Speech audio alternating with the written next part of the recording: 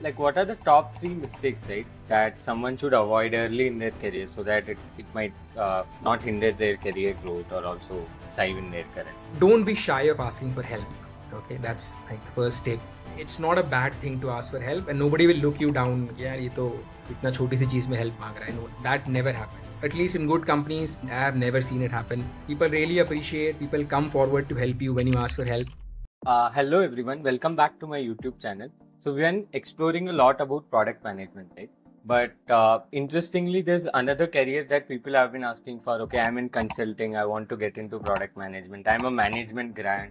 Is product management the right option or not? So today I have Mayank, who is a IIM Bangalore graduate, and also he has worked with big brands like ITC, and he has also worked in a big four management consulting firm, that is BCG. And currently he is a director of product-led growth at Urban Company. Thanks a lot, Mayank, for joining, and Mayank would be able to answer most of the common questions that people have. If you can give a quick introduction to the audience, it would be helpful. Thank you, Manoj. Thank you, Manoj, for inviting me. Before I give my introduction, let me say that you're doing an amazing job, man. I watched your videos. They are to the point. They don't have any fluff. You ask really insightful questions, and I think you're helping a lot of folks who are trying to navigate this complex world of product. Thanks a lot for doing that. I think I had the same problem before where there was lack of mentorship, even availability of content like few years back, right? So I thought I should, no one should suffer like me. Yeah. Yes. No, that's very helpful. I have also started doing this nowadays, trying to mentor as many folks I can. But this is at a different scale. Thank you for doing this. So a little bit about myself. I currently lead product-led growth at Urban Company. I've been doing this now for 3 years. I've really enjoyed doing this. Before this, I've done a lot of different things, right?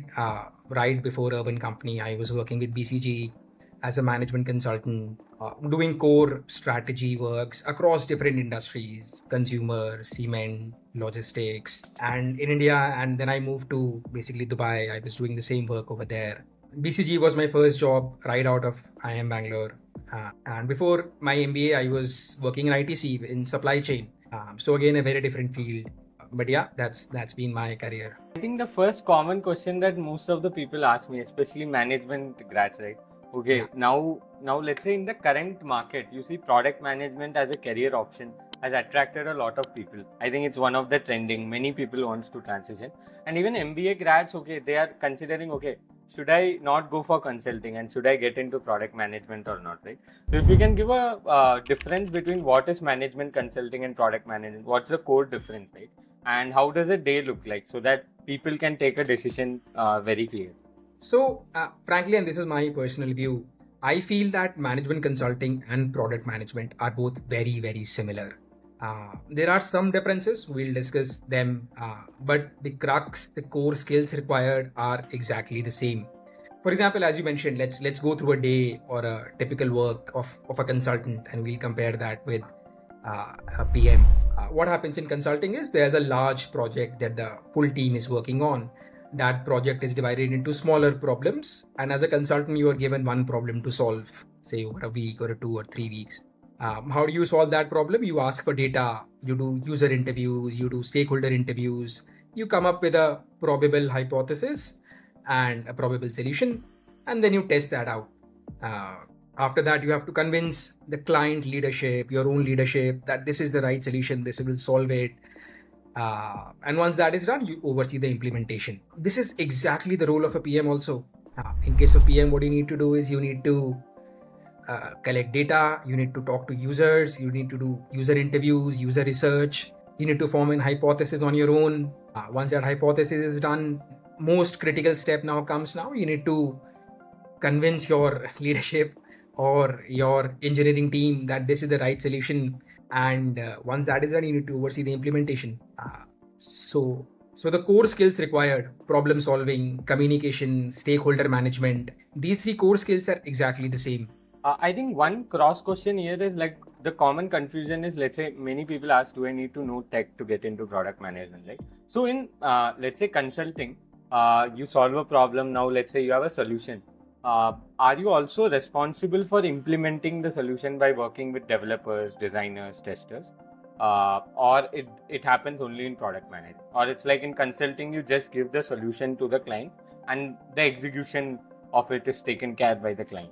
So in consulting, it varies. You're not always responsible for executing the solution, but it's never that simple as just coming up with a solution and giving it to the client and then leaving. You need to show proof of concept to the client for every solution that you give, even in consulting. But yes, these are the areas where PM and consulting differ. In PM, the ownership is much higher. So you need to implement it. You need to work with, as you said, designers, engineers, say marketing, business, all the folks, and you need to implement the solution. In consulting, that may or may not happen. In most cases, that does not happen. In most cases, you just implement the proof of concept and that's it. And that's where PM role slightly differs. The first point that you mentioned about tech, on that, I frankly believe that you don't really need to know coding, etc. to be a PM, but you need to love tech. If you don't love tech, then PM is not a job for you. You need to be excited about those new feature releases, those new developments about, say, Apple or about what Google is doing or whatever different tech companies are doing. If that doesn't give you the kick, फिर तुम्हें मजा नहीं आएगा PM role में. You have to enjoy your job. I think another quick cross question, I've been reading it on the internet, right? So as a management consultant, I see people, I've also seen in a couple of podcasts, they say they work in different industries as it. The like first project might be in pharma, second project might be in supply chain, etc. Right? But let's say in product management, when you are a PM in a company, you work in a one industry as a whole. So what's your perspective on this? Like, how does the learning varies on both? That is another difference, frankly, between a consulting and PM role. So yes, in consulting you work on, like I have worked in cement, I worked in infra, I worked in hospitality, I worked in retail, a lot of pharma, a lot of different industries. And in PM, of course, you work on your own product. And that's where the two roles differ. And depending on what gives you your joy, right? Like, kick kahan se milti hai? Do you find it from solving complex problems, right? If you like solving complex problems in different industry, then consulting is probably the thing. If you like driving solutions to their finality, ownership, then PM is the role. Learning is there in both of them, man. Like, frankly, in one, you learn surface level things of a lot of industries. In the other, you learn the ground level, how to make sure that things are working. So there are different learnings. Learning will be there in both the career options. It's just that you have to choose what gives you more important joy. Got it. And the next question is like, you have worked with 3 different companies, right? And also 3 of them are, I think, very different stages together. So ITC is like top 50 companies of India. It's in Nifty 50. Next, you come to BCG. It's a big 4. It's a global consulting firm. And next, if you say urban company, it's like a growing startup. It's one of the unicorns too, right? And it's in consumer space. ITC might be more in B2B focus, right? So what are the key differences you observe while working at these firms?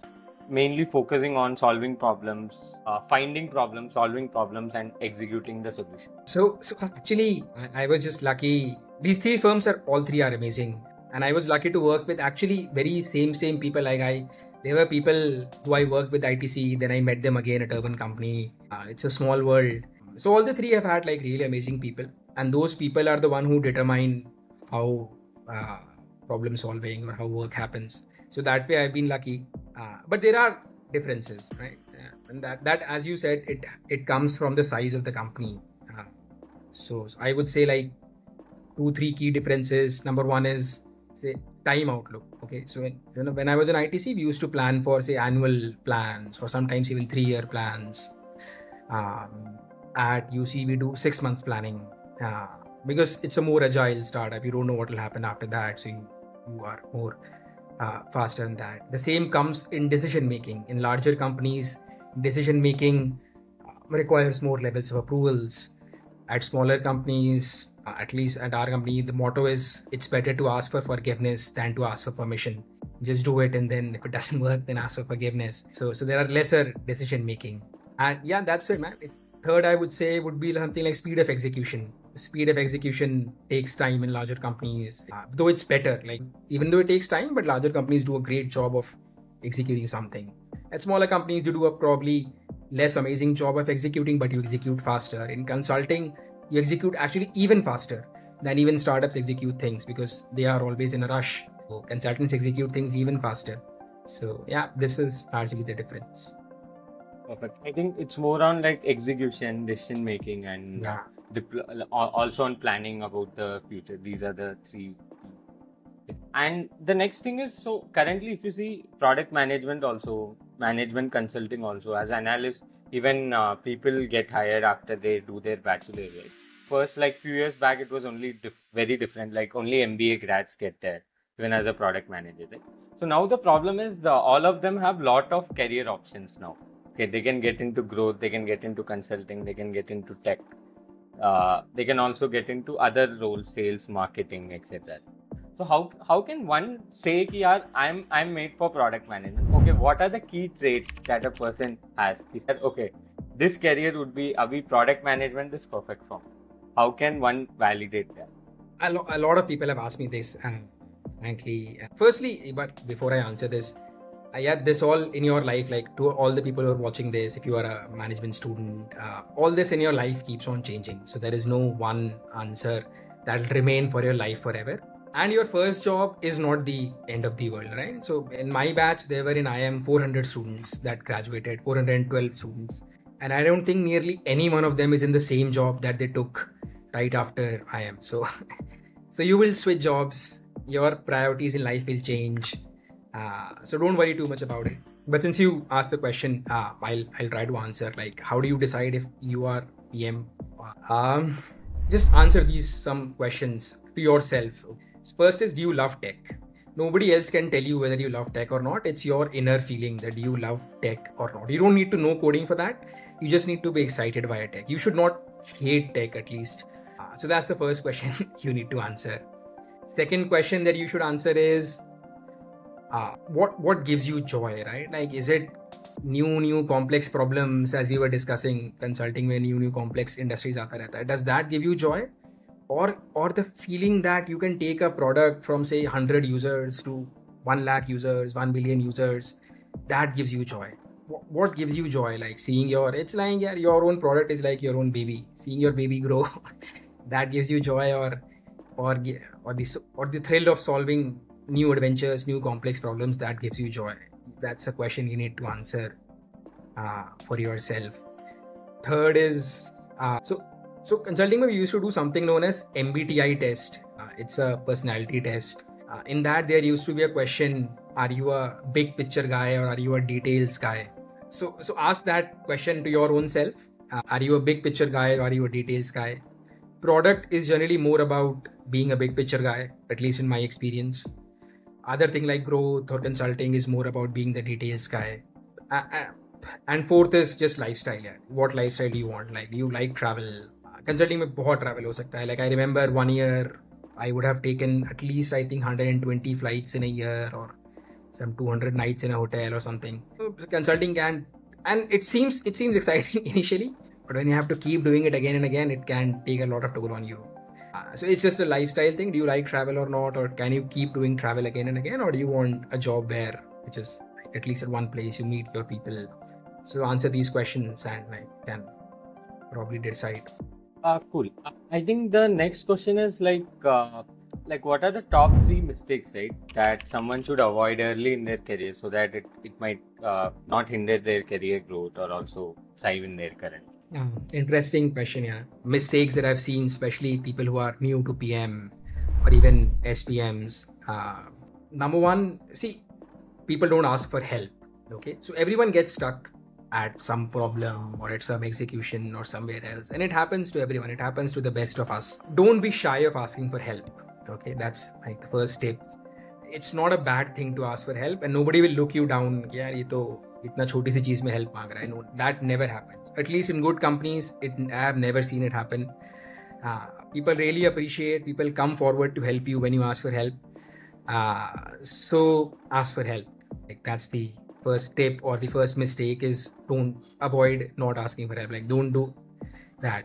Second is, and especially early PMs make this mistake, the second one, and because people are passionate, okay, like good passionate people come to tech, come to PM roles. They love data. They're great at data analysis, but they stop there, right? That's the problem. Right? Your data is yours. So if you have so suppose you're building a solution for which you have found some great data which will help you decide how to design that solution. But to convince everyone else or to take everyone else along, you need to create a story out of that data. Okay, so you need to, and by story I don't mean that you need to create slides or anything. No, in my 3 years I have never created. I don't think I've made a single slide deck in the last 3 years. So it's not about creating slide deck. It can be about creating pen and paper, Word doc, slide, whatever you feel like. But data alone is not sufficient. You need to create a story out of that data. You need to tell कि यार ये data यही solution क्यों बता रहा है? Like why is this data telling this only this solution? And that is a skill that you need to learn, and that's where early PM to senior PM transition happens, when they start making stories out of data. Third would be a lot of high performing PMs, right? Like good strong guys also sometimes focus too much into their own work and they isolate themselves, as in they only know their team, they only work on their own small product, and they don't know what is happening in the rest. At least in a startup, they don't know what is happening in the rest of the company. They don't know what are the new things happening, say in the industry. Don't do that. Keep your talk to people, know what is happening around you, interact with them, help others out. Don't isolate yourself is the tip. I think perfect. I think I'm able to relate to all three problems because I was about to make, but I didn't make it. So I think the first one you told, ask for help, right? So I used to work with delivery before. So logistic being a complex domain, I used to again and call the operations guy to understand how the workflow works, right? Before you design a spec. Second one you told is creating stories out of data, right? You know, supply chain has a lot of data. Every package has more than 20 rows of data. I used to take user calls and understand why are they not, it's not happening on time, what are the hurdles, or why is the client not paying, etc. And third one also, right? Sometimes you get more attached to a specific industry or a product you are working on. You are and you take every decisions in that same way, even life decisions sometimes. Yeah. Perfect. And the next thing is, this is the most common thing I've observed personally, at least. Like some people get promoted to let's say a director role or a senior role within 5 years, right? With or without MBA also it happens. And some people take more time. With MBA, somebody is taking 10 years. Somebody is taking more than that, right? And there's a lot of, it's not very straightforward. Somebody achieving the same role in the same company in 5 years. Somebody achieving the same role in the same company in 10 years, right? So what are the things you have observed in these people who are thriving in their role better and getting promoted faster to a leadership role? So you have to think of this from the view of founders, right? Or your leadership. What do they want, right? And who and you start looking at that when you become, say, in my role now I have reportees, and I clearly can see which reportees are helping me more, right? In the sense of making my work easier, right? Or making the company's work easier. And think of yourself also from the point of view of your company's founders or your managers. So one trait that I've seen all the high performing individuals or early promotees display is ownership, right? And at Urban Company we insist a lot on ownership. What do you mean by ownership is that you don't just do, your job is not to just do your work, right? There are some people who will do just their work and that's it, right? They don't care about whether the work is getting the desired results or not. They don't care about whether it might get stuck in some other obstruction may come later. And that is the difference between, I think, an early promotee or a regular promotee, is that if you go above and beyond your work in terms of you take full ownership of whatever you are doing, that creates a difference. So yeah, so that's the number one thing. Second thing that I've seen people do, especially people who are really fast promotees, is and this is a small tip here, this is tactical, is communicate about celebrate your achievements, right? So a lot of people, I am also an introvert to an extent, and I don't we are humble people. All Indians are very humble. we try to be grounded. We try to not celebrate our achievements. And in corporate world, you should do the opposite, man. You should celebrate your achievements. by celebrating does not mean you throw a party every time, but yeah, you inform people of the good results that you've gotten. You be proud of them. So celebrate, take ownership, deliver great results, and then celebrate them. Like that's the full loop closure, and that's what gets you, uh, fast promotion early. I think the last option, right? Celebrate, it's very important because I've seen some people working very hard, but after they get the result, they don't tell it to all the stakeholders also. Maybe they just tell it to their manager and the loop is not closed. Like informing to a broader, even sometimes informing it to developers also like motivates them. Yeah, okay, the thing I coded has a so much impact, something like that. Absolutely, absolutely. You should always celebrate all the product wins with the engineering team and with the engineering design, full tech team, because it motivates them. Everyone's working to get results. Perfect. I think the next thing is so as you work with Scale.or, so how should one approach building scalable solutions? So like especially consumer products has millions of users. In B2B, it's more simple. I have a set of clients. I know who pays how much, etc. Right? And what's the complexity. But in consumer, it's not the same. I cannot say consumer A is same as consumer B, and it has lot of segments like tier 1, tier 2 cities, etc. Right? And also needs also keep changing. Let's say for UC, I might use UC for salon. Somebody might use UC for, let's say, electrical needs, etc. So when you're launching a specific feature or building a specific product, how do you make sure that it's helping all, or let's say it's not affecting a set of users but benefiting also? Great question, man. This is a problem that, like, at least I face every day. So first of all, no feature or no or no product solution that you build will help all your users. At least in a company which has millions of users, users are different, and no single feature will help all. So before you even begin solving, you need to understand, and that's like the first part of your solution.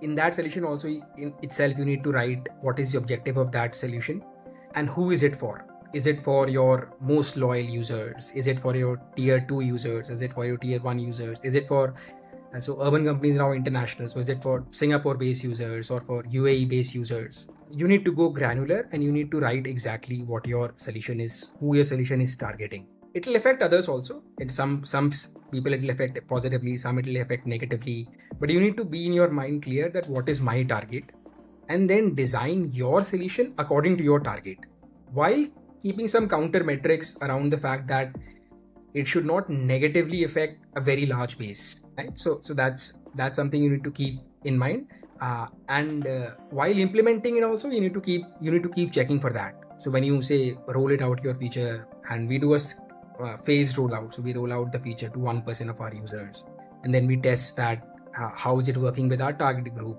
one we designed the feature for. How is it working for the non-target group? How is it affecting them badly? For 1% we roll it out to 3%, we keep looking at it. So that's how you need to do it. Most important thing is you have a clear target group in mind. Any feature or any product solution in a large company, if you roll it out for everyone, it will fail. And I have seen a lot of people make that mistake. I have made that mistake multiple times. Sometimes you get an idea, you think, yaar, ye to idea best hai. This will work with everyone. And you roll it out to everyone, you realize ki nahi, there are some people who are like you, who it works for. There are a lot of people it doesn't work for. To avoid that mistake, do a lot of research. Be sure in your mind what this feature is targeting. Who is this targeting to? Got it. Perfect. I think 2 points majorly, right? So one is, let's say, focusing on the target group and the objective you have, and 2 is rolling out in phases and learning and implementing the feedback instead of like rolling out a particular feature or product to all the users at once. And the next thing is like a very important thing for a product manager. You also talked about is this working with multiple people, right? They work with stakeholders, they work with business people, they work with marketers also. When the product is getting built, they might inform the marketing team that new feature is coming, so we can plan the GTM. So how can one communicate clearly and work better with multiple people, right? Because at the same time, you'll be working with a lot of people. With developers, you'll be discussing the solution. With stakeholders, you'll be informing the timelines. With marketers, you'll be explaining the product more so that they can plan the GTM, creatives, etc. So how can one communicate and handle a lot of things at same time, right? So this all happens at the same time. Yes. And communication is like one of your most important skills as a PM that you need to have. For effective communication, yeah, I'll go back to my consulting days. We were in the very first when we joined consulting, we were taught two rules of communication. I have by-hearted those rules forever for my life. Rule one is you can never over communicate. Okay, so it means that do more and more of communication. Don't think that don't never assume that the other person ये तो obvious है या फिर other person already knows this. No, always over communicate more and more with everyone, be it marketing, business, engineers, even within your own product team, right? So even your own product team, everyone has a different point of view. It's important to get everyone on the same page, so communicate a lot more. Send say daily updates, or send meeting summaries. One of my friends at or colleagues at UC, what he does is like, and I've learned this from him, every time you have a meeting with him, like half an hour after the meeting, he'll send like a 3-line summary on Slack message. Yeah, we discussed this, and this is what we plan to do. Very, very effective. It just takes 5 minutes, a 3-line summary of what we want to do, what was discussed, but it does bring everyone on the same page. So do this. Second tip that was given was, and this is like, this takes time to develop. Understand your audience, right? So for example, suppose you're building a new solution that will say improve quality by 5%, quality metric by 5%, but you need marketing folks help to do that, right? You go to the marketing folks, you are very excited, you tell them, oh, this is the new feature that we are developing, this will help in improving quality by 5% 6 months down the line, etc. You are very passionate, you are communicating effectively, but that marketing person actually does not care about quality 6 months down the line. Their main metric is they want to work on growth right now, this month. Until the time you don't speak their own language, you have just lost that audience, you've lost him. Though she will say listen to you, but not actively respond to you, not actively work with you. What you need to do is you need to find a linkage between, say, whatever quality metric and growth. I need to tell them, yeah, 5% increase in quality means 10% increase in growth 6 months down the line. Now you need to talk to that person in that person's language, which basically the metrics they care for or whatever they care for. And that's what you got their attention. Now you have their attention, now they listen to you. And I think the first thing is like always communicating, right? Don't think that you are over communicating, like especially the smaller MOMs you told, summaries you told. And next is speaking in other people's language. Like basically business people, they would only focus on dhanda or revenue, right? You say I'm building this feature, yes, they would not even take care about you. If you say ki, yaar, it will get X revenue, they would be yaar, aa jao, let's talk. And the last question is, as you will be also hiring PMs, senior PMs, what are the key traits you would look at a candidate? actually, I have been hiring a lot of folks. Did a lot of interviews recently. This varies from interviewer to interviewer. I'll tell you what I look for. I focus a lot of, and if people have past experience, I focus a lot on their past experience. If not, then I focus on work that they've done in their college and fests, other things. What I look for is, the first thing that I mentioned is ownership. Like, do these people, do they generally just do their work, or do they care about the impact of their work or not? Do they display ownership or not? Second is, were they, and this is linked to ownership, right? This is, were they and this is something that frankly I do, I don't know if anyone else does this. Were they paranoid about results or not? Like, what I mean by paranoid about results is, it's like you've seen Virat Kohli ka shot dekha na, he hits a 6, there's a reel going on and he doesn't even look at the boundary. He knows that the ball will go to 6. Don't be that guy. Not everyone can be Virat Kohli. If you are launching a product, be paranoid whether results are coming or not. I try to ask them questions that what metrics did they look at what frequency do they look at, how do the metrics change. Try to gauge that whether a person was paranoid about results or not. Third is basic problem solving. So can the person like break down a larger problem into smaller problems or not? Can they solve ambiguous problems or not? Just these kind of questions. I think the main thing is, do they track the metrics? Do they take care of ownership? Yes. And how can they interpret, understand the problem? I think thanks a lot, Mayank. I think I personally learned a lot and I was able to put a structure on all the learnings I had till now and also what I want in the future too. I think audience will also have the same feeling. Before we close the podcast, do you want to say anything to the audience? Thanks a lot. Thank you for inviting me. I hope that I was helpful. I have been trying to now help as many folks as I can, and if this platform can help me do that, like really amazing. Thank you, Manoj. And yeah, people should watch the other videos. They are very helpful. Even our interview, man. Like you, I have seen a lot of other people who have a lot of useless things in the middle. But your interviews have been amazing, man. They were right on point, really helpful. Thank you for doing this. Thank you. And you can connect with Mayank on LinkedIn. So I'll attach his LinkedIn profile link in the description. And he's also posting a lot of smaller, like tweet-like content on LinkedIn, which are very useful. Thank you. Thank you so much.